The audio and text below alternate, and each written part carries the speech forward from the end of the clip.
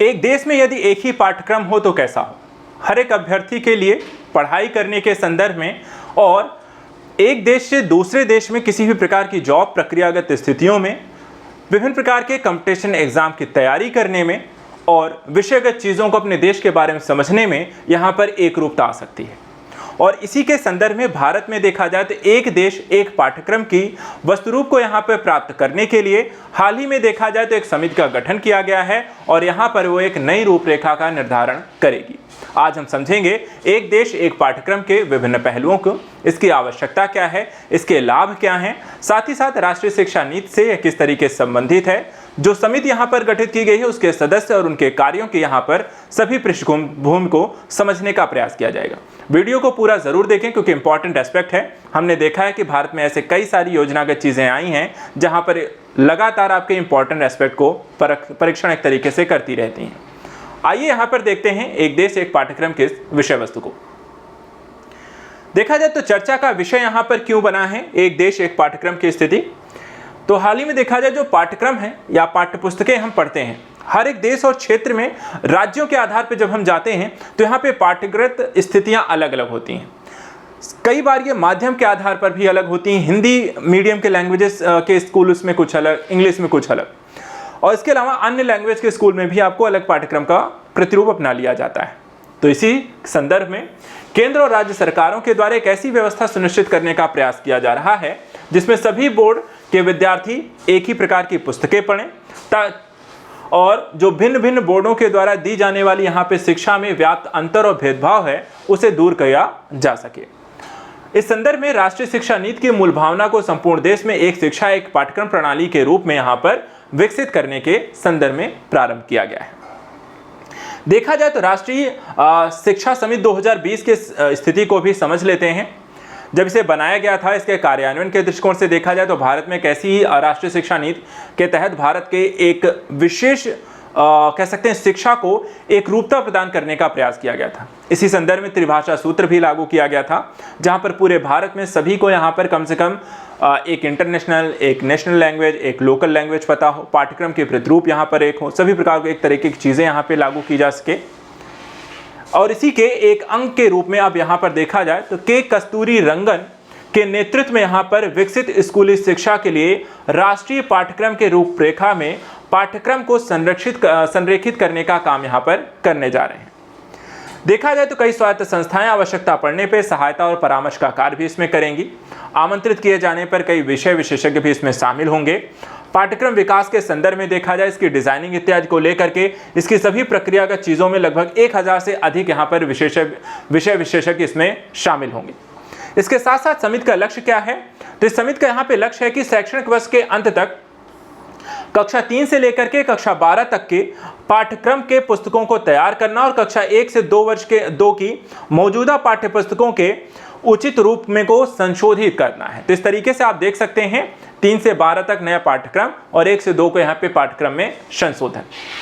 आइए समझते हैं जो राष्ट्रीय एवं शिक्षण सामग्री जो समिति का यहाँ पे गठन किया गया है इसके संदर्भ में कुछ विशेष पहलुओं को। सबसे पहले देखिए ये राष्ट्रीय शैक्षिक अनुसंधान और प्रशिक्षण परिषद यानी कि NCERT ने कक्षा 3 से 12 तक के पाठ्यपुस्तकों को तैयार करने के लिए विशेषज्ञों की यह समिति बनाई है। ठीक है, तो NCERT के द्वारा अपने पाठ्यक्रम को एक राष्ट्र के स्तर पर सभी चीजों के समरूपता लाने का प्रयास किया जा रहा है। राष्ट्रीय पाठ्यक्रम शिक्षण सामग्री समिति विभिन्न क्षेत्रों के 19 प्रसिद्ध हस्तियों और विशेषज्ञों को यहां पर इसके लिए इन्होंने सम्मिलित किया है अपनी समिति में। इनमें देख सकते हैं कौन कौन से विषय विशेषज्ञ हैं और कह सकते हैं अलग अलग क्षेत्रों के प्रतिनिधि हैं। तो इसमें आपको इन्फोसिस फाउंडेशन की अध्यक्ष सुधा मूर्ति हैं, प्रधानमंत्री की आर्थिक सलाहकार परिषद के अध्यक्ष विवेक देवराय हैं, सदस्य आपको संजीव सान्याल हैं, प्रसिद्ध गायक एवं संगीतकार आपको शंकर महादेवन हैं, भारतीय भाषा समिति के अध्यक्ष चमू कृष्ण शास्त्री जैसे यहाँ पर कुछ प्रमुख व्यक्ति आपको देखने को मिलते हैं। इसकी अध्यक्षता की बात करें तो यहाँ पर राष्ट्रीय शैक्षिक योग्यता एवं प्रशासन संस्थान के कुलपति महेश चंद्र पंत और सह अध्यक्षता प्रिंसटन विश्वविद्यालय के प्रोफेसर मंजुल भार्गव को यहाँ पर आपको सौंपी गई है। तो ये समिति जो है NCERT की पाठ्यपुस्तकों को यहाँ पर तैयार करने का कार्य करने जा रही है। आइए समझते हैं कि एनसीईआरटी के नए पाठ्यक्रम के संदर्भ में किस किस तरीके के क्या क्या परिवर्तन और यहाँ पर इसके रूपरेखा की स्थिति यहाँ पर क्या हो सकती है। सबसे पहले देखिए यहाँ पे इसकी आवश्यकता के संदर्भ में आपको जैसे पता है कि हर एक व्यक्ति हर एक विषय में अच्छा नहीं हो सकता और एक ही व्यक्ति जो होती है हर तरीके के पाठ्यक्रम को तैयार करने में न्याय भी नहीं कर सकता। यानी मैथ का टीचर जो है वो आर्ट के सब्जेक्ट में क्या पाठ्यक्रम पढ़ाया जाना चाहिए क्या नहीं होना चाहिए ये निर्धारित नहीं कर सकता। इसलिए ज़रूरी ये है कि हमें यहाँ पर एक ऐसा समूह तैयार करना चाहिए समिति में जो हर एक अलग अलग क्षेत्र से संबंधित हो ताकि एक बेहतर और यहाँ पे सभी प्रकार की वस्तुस्थिति को ध्यान में रखकर यह पाठ्यक्रम तैयार किया जा सके। और इसी संदर्भ में यहाँ पर देखिए यह आवश्यक नहीं है कि विज्ञान गणित प्रौद्योगिकी जैसे विषयों में महारत व्यक्ति जो है कला नृत्य संगीत संस्कृत मानविकी जैसे शारीरिक शिक्षा विषयों के पाठ्यक्रम को निर्धारित करने में उपयोगी हो। इसलिए अलग अलग रुचियों विषयों और वर्तमान की बहुविध आवश्यकताओं को ध्यान में रखते हुए विविध क्षेत्रों के विशेषज्ञों को पाठ्यक्रम पुस्तकों को तैयार करने के लिए इस समिति में यहाँ पे सम्मिलित किया गया है। साथ ही देखें तो वर्ष 2006 के बाद से पाठ्यक्रम एवं पाठ्यपुस्तकों में किसी तरीके का कोई बदलाव नहीं हुआ है, इसलिए भी यहाँ पर देखा जाए तो बदलाव करने की आवश्यकता है। देखा जाए 2006 से 2017 था करीब यहाँ पर आप 2023 करीब यहाँ पर आपको 17 साल हो गए हैं और इन 10 से 15 सालों के अंतराल में पीढ़ियों की रुचि में परिवर्तन आए हैं, उनकी सोच बदली है, उनकी प्रकृति उनकी आवश्यकताएं यहाँ पर आपको बदली हैं और इसलिए हम यहाँ पर देखा जाए तो कहीं ना कहीं पाठ्यक्रम को बदलने की आवश्यकता है।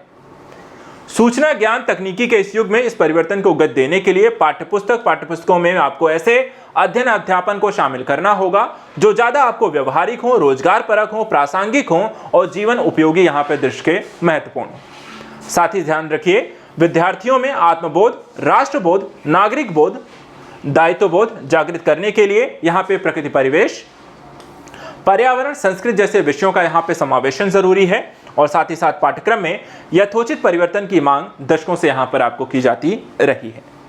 इसी दृष्टिकोण से अगर हम देखें तो जो समिति यहाँ पर गठित की गई है और इसमें जो व्यक्ति शामिल किए गए हैं अगर देखा जाए तो उनकी फील्ड क्या है उससे ज्यादा बेहतर एक स्थिति हमें समझ में आती है। जैसे अगर हम देखें शंकर महादेवन को जो कि शास्त्रीय नृत्य संगीत से यहाँ पर आपको संबंधित है। मूर्ति जो है सुधा मूर्ति जो है वो नारी सशक्तिकरण को यहाँ पे बढ़ावा देने और उससे संबंधित विषयों के समावेशन के संदर्भ में अपने सुझाव देंगी। विवेक देवराय और संजीव सान्याल को देखें तो स्वतंत्र एवं प्राचीन भारतीय अर्थव्यवस्था उसके विकास साथ ही साथ यहाँ पे समावेशी समायोजन को यहाँ पर किस तरीके से लाया जा सकता है उसके संदर्भ में सुझाव दें। वैसे ही अन्य सदस्य यहाँ पर अपनी विशेषज्ञता वाले क्षेत्रों के संदर्भ में यहाँ पर विषय वस्तु का निर्धारण कर सकेंगे। इसके साथ साथ स्वतंत्रता के पूर्व पश्चात अनेक प्रसंग संदर्भों संघर्ष उपलब्धियों आदर्श प्रेरणाओं को भी यहाँ पे पाठ्यक्रम में शामिल किए जाने का प्रस्ताव इसमें शामिल है। इस समिति का मुख्य उद्देश्य क्या है? उद्देश्य यह है कि आपको भविष्योन्मुखी पाठ्यक्रम और पाठ्यपुस्तकों को तैयार करना होगा, साथ ही यहाँ पर युवाओं की आकांक्षाओं और सपनों को पूरा करने, वैश्विक चुनौतियों का सामना करने के संदर्भ में उन्हें सक्षम, सामर्थ्य, आत्मविश्वास से परिपूर्ण पीढ़ी के निर्माण में यहाँ पर यह पाठ्यक्रम आपको तैयार करना है। अब अगर हम देखें इस तरह के पाठ्यक्रम को तैयार कर लिया जाए तो इससे किस तरीके के लाभ आपको भविष्य में देखने को मिल सकते हैं, आइए समझते हैं। देखा जाए अभी तक भारत में ऐसी कई परियोजनाएं लागू की गई हैं, जैसे कि एक राष्ट्र एक कर व्यवस्था लागू की जा चुकी है, एक राष्ट्र एक राशन कार्ड की व्यवस्था लागू की गई, एक राष्ट्र एक ग्रिड की व्यवस्था का सपना यहाँ पे साकार किया जा रहा है और एक राष्ट्र एक परीक्षा भी यहाँ पर संभव है। तो ऐसी स्थिति में क्यों ना एक राष्ट्र और एक पाठ्यक्रम को भी लागू किया जाए और ये कहीं ना कहीं यहाँ पर आपको सही भी है। पढ़ने पढ़ाने का माध्यम भाषा यहाँ पे अलग हो सकती है क्योंकि यहाँ पर आपको देखा जाए तो भाषागत विविधता है, लेकिन जो वो पढ़ रहे हैं वो हर जगह एक जैसा यहाँ पर हो सकता है। भाषागत स्थिति अलग हो सकती है लेकिन ज्ञान सबका एक जैसा हो सकता है। साहित्य सामाजिक विज्ञान में भले थोड़ा बहुत यहाँ पे परिवर्तन कर लें, परंतु सभी विद्यार्थियों के लिए समान शिक्षा समान अवसर उपलब्ध कराने के दृष्टिकोण से देश में एक पाठ्यक्रम को लागू करना यहाँ पे आवश्यक है। इसके लिए अलग अलग बोर्ड में पढ़ाए जाने वाले भिन्न भिन्न पाठ्यक्रमों के संदर्भ में विभिन्न प्रतियोगी परीक्षाओं के दौरान विद्यार्थियों के समक्ष उपस्थित होने वाली कठिनाइयां और चुनौतियों को यहाँ पर कम करने में भी सहायता मिलेगी। इसके अलावा साथ ही अगर हम देखें तो कई ऐसी चीजें आपको इसमें देखने को मिलती हैं, जैसे कि पाठ्यक्रम पाठ्यपुस्तकों परिवर्तन के पश्चात केंद्र और राज्य सरकारों के द्वारा ऐसी व्यवस्था सुनिश्चित की जानी चाहिए जिसके माध्यम से सभी बोर्ड के जो विद्यार्थी हैं वो यही पुस्तकें पढ़ें। भिन्न भिन्न बोर्ड के द्वारा दी जाने वाली शिक्षा में व्याप्त अंतर और भेदभाव को भी हम इसके माध्यम से दूर कर सकेंगे। राष्ट्रीय शिक्षा नीति के मूल भावना से संपूर्ण देश में एक शिक्षा, एक पाठ्यक्रम, एक परीक्षा प्रणाली को विकसित करने में यहाँ पर आपको सहायता मिलेगी। कई बार हम देखते हैं कि निजी विद्यालय संस्थान मनमाने तरीके से महंगी पुस्तकें खरीदने के लिए बच्चों अभिभावकों पर दबाव डालते हैं, जिसके माध्यम से इसे भी यहाँ पर समाप्त किया जा सकेगा। और एक देश और एक पाठ्यक्रम की ऐसी प्रवृत्तियों के माध्यम से ऐसी कई यहाँ पर अराजक स्थितियों को भी हम कम कर सकेंगे, कठिनाइयों को दूर कर सकेंगे, शिक्षा को सबके लिए सुलभ बना सकेंगे और सबके लिए समान बना सकेंगे। इसके माध्यम से स्वार्थों की पूर्ति के लिए कई बार देश और समाज को जाति, भाषा, प्रांत, मजहब, भिन्न भिन्न अस्मिताओं के नाम पर बांटने का जो कुचक्र चलता रहता है उसे भी तोड़ने में यह सहायता करेगा। एक देश एक पाठ्यक्रम के माध्यम से विभाजनकारी सोच, अलगाववादी प्रवृत्तियों पर लगाम लगाया जा सकेगा और राष्ट्रीय एकता और अखंडता की भावना को भी यहाँ पे बल प्रदान किया जा सकेगा। तो आई थिंक यहाँ पर एक देश एक पाठ्यक्रम के इस सपने को अगर हम साकार कर सकें तो देश की एकता और अखंडता को और साथ ही साथ हर एक अभ्यर्थी के सपनों को साकार करने में, एक रूपता लाने में, ज्ञान के माध्यम सभी के लिए समान यहाँ पर अवसर उपलब्ध कराने के लिए महत्वपूर्ण हो सकता है। तो आप सभी भी अपने विचार यहाँ पर इस वीडियो के संदर्भ में बता सकते हैं। आपका यहाँ पर अपना क्या सुझाव है। नेक्स्ट वीडियो में ऐसे ही कुछ महत्वपूर्ण घटनाक्रमों को लेकर फिर से मिलेंगे। Thank you so much and good luck.